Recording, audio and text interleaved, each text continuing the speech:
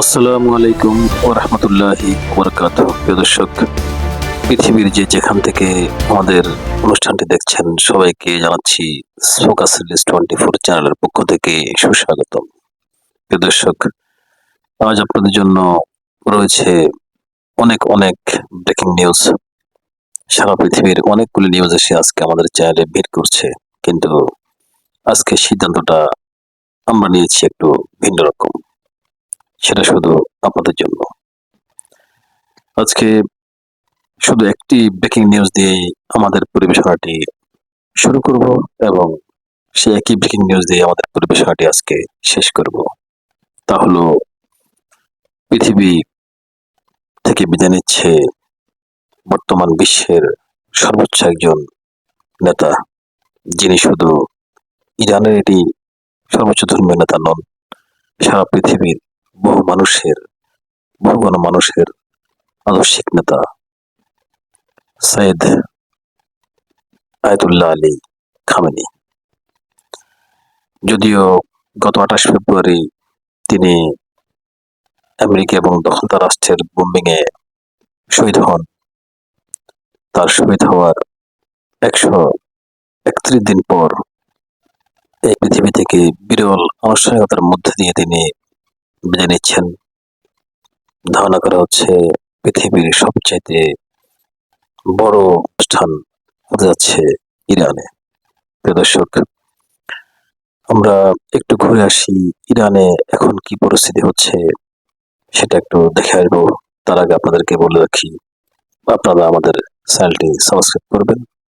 যদি আমাদের পরিবেশনাটি ভালো লাগে তাহলে আপনাদের এই সাবস্ক্রিপশনের মধ্যে দিয়ে আমাদের তথ্যগুলি আরো মানুষের কাছে দ্রুত পৌঁছানোর জন্য আপনাদের সহযোগিতা আমাদের একান্ত কাম্য।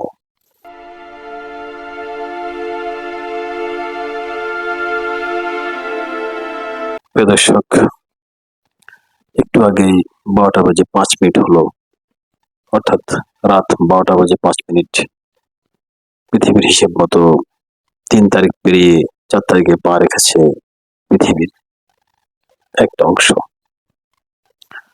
কিন্তু এই 4 তারিখের আগেই, অর্থাৎ 3 তারিখ জুমার পরপরই ইরানের গ্র্যান্ড মুসল্লা মসজিদে নিয়ে আসা হয়েছে সৈয়দ আয়াতুল্লাহ আলী খামেনির কফিন। সাথে রয়েছে তার পরিবারের আরো 4টি কফিন।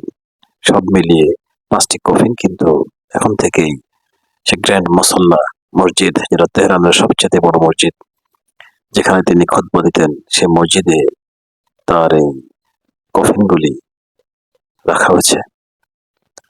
সেখানে শ্রদ্ধা জানাচ্ছেন বিশ্বের অনেকগুলি দেশের সরকার প্রধান এবং বিশ্বের অনেক বড় নেতৃবৃন্দ।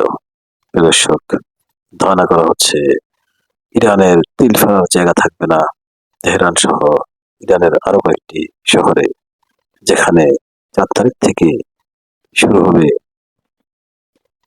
9 তারিখ পর্যন্ত এই ইরানের সর্বোচ্চ ধর্মীয় নেতা আয়াতুল্লাহ আলী খামেনির জানাজা এবং তার দাফন অনুষ্ঠান। দর্শক, আর কথা না বাড়িয়ে আমরা চলে যাই ইরানের বর্তমান পরিস্থিতি দেখতে।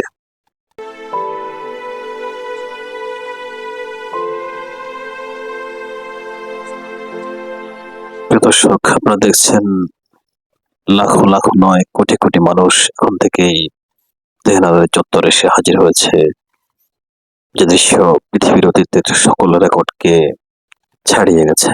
দর্শক, বাংলাদেশের পক্ষ থেকেও এই সর্বোচ্চ নেতা, সারা পৃথিবীর গণমানুষের নেতা, ইরানের সর্বোচ্চ ধর্মীয় নেতা সৈয়দ আয়াতুল্লাহ আলী খামেনির শেষকৃত্য অনুষ্ঠানে, ওনার জানাজা অনুষ্ঠানে এবং দাফন অনুষ্ঠানে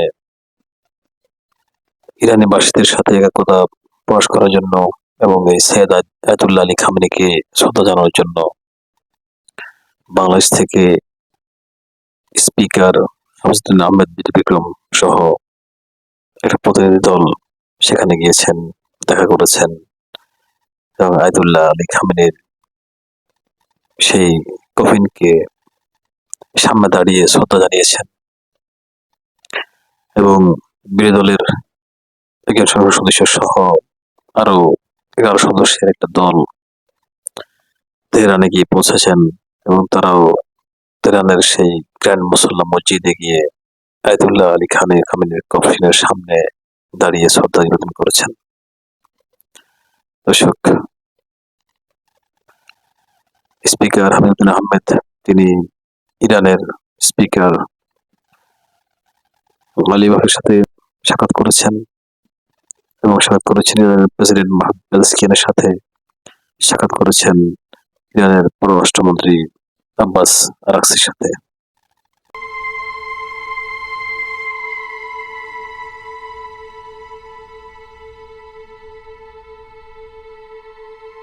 দর্শক, ইরানরা পারস্য জাতি এবং এই জাতি একটা বিশাল ইতিহাস আছে।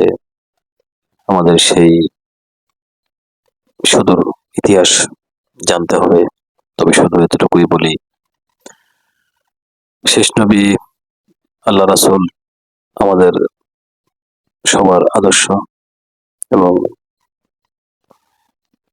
শুধুমাত্র মুসলমান নয়, সারা পৃথিবীর জন্য যাকে রাসূল করে প্রেরণ করা হয়েছিল সে হযরত মুহাম্মদ মুস্তাফা সাল্লাল্লাহু আলাইহি ওয়াসাল্লামের কণ্ঠে কিন্তু এই পারস্যদের বিষয়ে হাদিস এসেছে।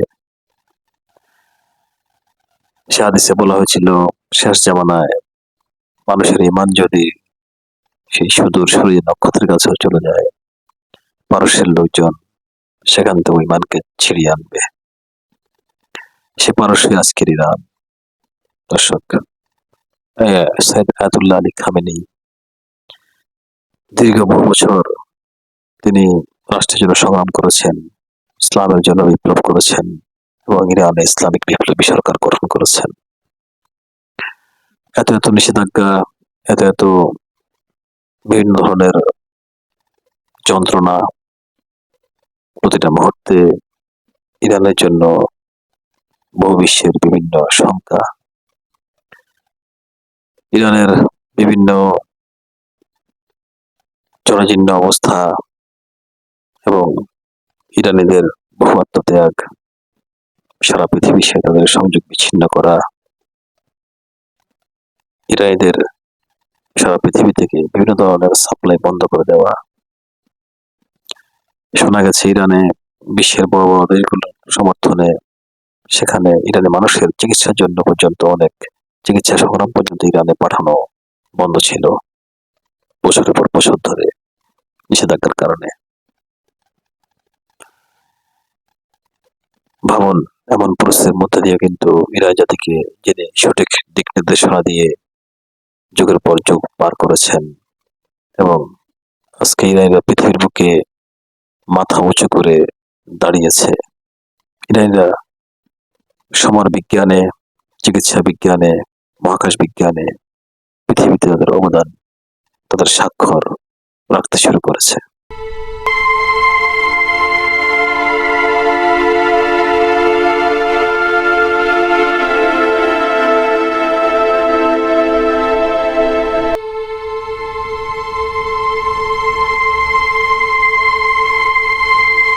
নিশ্চিত নিরাপত্তার চাদরে ঢাকা তেহরানের এই অনুষ্ঠানের মধ্যে একটা বিয়োগ ব্যথার মাঝেও আরেকটা দুঃখ যোগ হয়েছে যে সর্বোচ্চ ধর্মীয় নেতা সৈয়দ আয়াতুল্লাহ আলী খামেনির জানাজায় অংশ নিচ্ছেন না তার ছেলে, বর্তমান ইরানের সর্বোচ্চ ধর্মীয় নেতা মোস্তফা আলী খামেনি।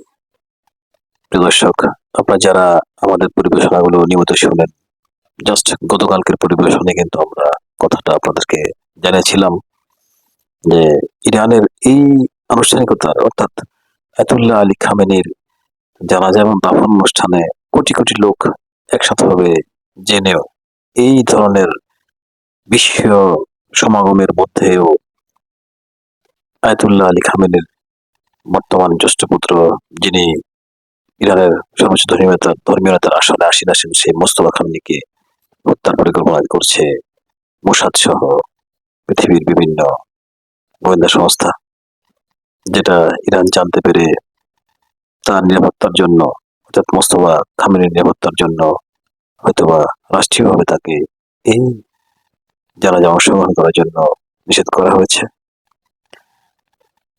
এটা ছেলের জন্য তার পিতা জানাজা ভাষণ করতে না পারার যেটা বড় দুঃখ। দর্শক, এই বিষয়টা সবার কিন্তু হৃদয় কেড়েছে। এরপর রয়েছে ইরানের আরো সর্বোচ্চ নেতৃবৃন্দ, তার মধ্যে আছে আব্বাস আরাকচি এবং স্পিকার বাকের গালিবাফ।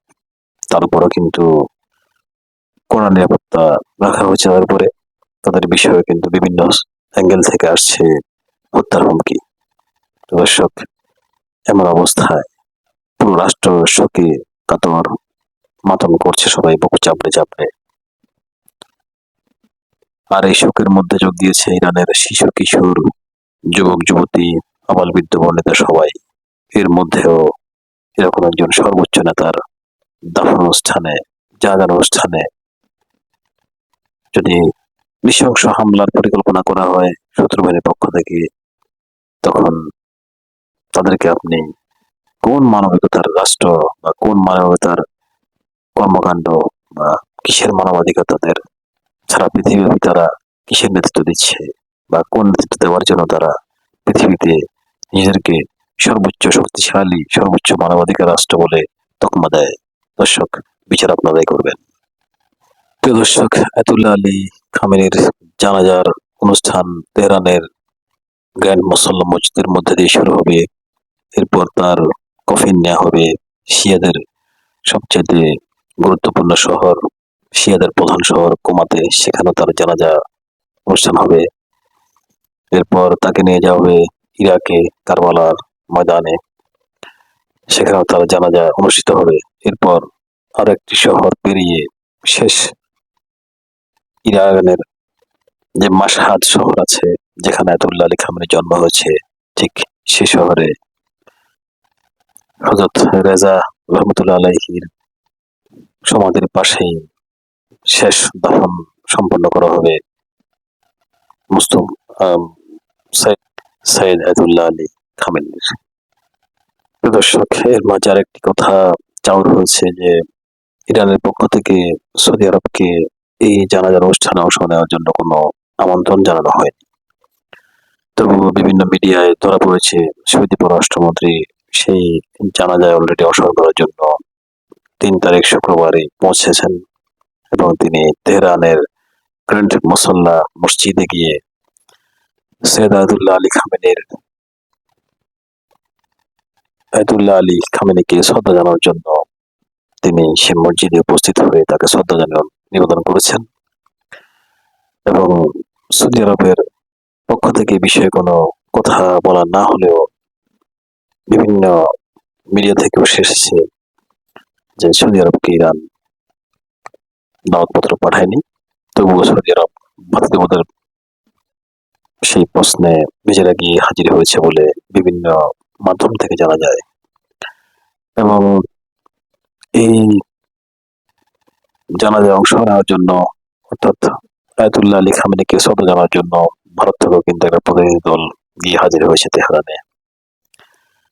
তেহরানের আমন্ত্রণ না পেয়ে যুক্তরাষ্ট্রের পক্ষ থেকে কোনো প্রতিনিধি দল এখন পর্যন্ত তেহরানে পৌঁছেনি বলে আমরা জানতে পেরেছি। অর্থাৎ তেহরানের কথা হলো, অনেক বিশ্লেষক মনে করছেন যে আয়াতুল্লাহ আলী খামেনিকে শহীদ যারা করেছে, তাদের বোম্বিং এ তিনি শহীদ হয়েছেন। ইরানের এই সর্বোচ্চ ধর্মীয় নেতা, যার পদচারণা ইরানে ছিল প্রায় 36 বছর যাবৎ, তিনি ইরানের এই আসনে আসীন আছেন, যাকে ইরানের মানুষ তাদের হৃদয়ে স্থান দিয়েছে, তাকে যারা হত্যা করেছে, ইরান এই আয়াতুল্লাহ খামেনির শেষ বিদায়ের অনুষ্ঠানে তাদেরকে নিমন্ত্রণ বা দাওয়াত তারা দিবে না এবং তাদের উপস্থিতি ইরান চায় না। আমি আমার গতকালকের এপিসোডে বলেছি, ইরানের জনগণ তাদেরকে সহ্য করবে না। ইরানের জনগণের পালস কিন্তু ইরানের সরকার বুঝে, আর সেখান থেকেই এই সমস্ত রাষ্ট্রকে কোন নিবেদনপত্র দেয়া হয়নি। পক্ষান্তরে সৌদি আরবেকেও কোনো নিবেদনপত্র দেওয়া হয়নি, তার কারণ বিভিন্ন মাধ্যম থেকে উঠে এসেছে যে ইরানের প্রথম আক্রমণটা করার জন্য যারা জেট ফাইটার দিয়েছিল তার মধ্যে সৌদি আরবটাই অন্যতম। অর্থাৎ সৌদি আরব থেকে জেট ফাইটার নিয়ে দখলদার রাষ্ট্রের পাইলটরা ইরানে আক্রমণ করেছে। এবং সে আক্রমণেই হয়তোবা আয়াতুল্লাহ আলী খামেনি চিরদিনের দিনের জন্য তিনি পৃথিবী ছেড়ে চলে গেছেন, শহীদ হয়েছেন। দর্শক, আজকে আর কথা বাড়াবো না, শুধু একটা বিষয় আপনাদের সামনে তুলে ধরছি। এই সৈয়দ আয়াতুল্লাহ আলী খামেনির শেষ বিদায়ের মধ্যে দিয়ে যে বিরল অনুষ্ঠানের আয়োজন করেছে ইরান, সারা পৃথিবীব্যাপী এ ধরনের আর দ্বিতীয় কোনো অনুষ্ঠান কিন্তু এ পর্যন্ত হয়নি। সেই অনুষ্ঠানের মধ্যে দিয়ে ইরান আসলে পৃথিবীবাসীকে, পৃথিবীর মানুষকে কি বার্তা দিতে চায়, আপনারা সেটা কি মনে করছেন? আগামী প্রজন্মের জন্য, আগামী পৃথিবীর জন্য ইরানের এই নীরব বার্তাটা কিসের ইঙ্গিত? দর্শক, প্রশ্ন রেখে গেলাম আপনাদের কাছে। আজ পর্যন্তই। আবারও অনুরোধ করছি আমাদের চ্যানেলটি সাবস্ক্রাইব করবেন এবং আমাদের কথাগুলি আরো দর্শকের কাছে দ্রুত পৌঁছে যাওয়ার জন্য আপনাদের সহযোগিতা আমরা একান্তভাবে কামনা করি। আজ এ পর্যন্তই। ধন্যবাদ সবাইকে।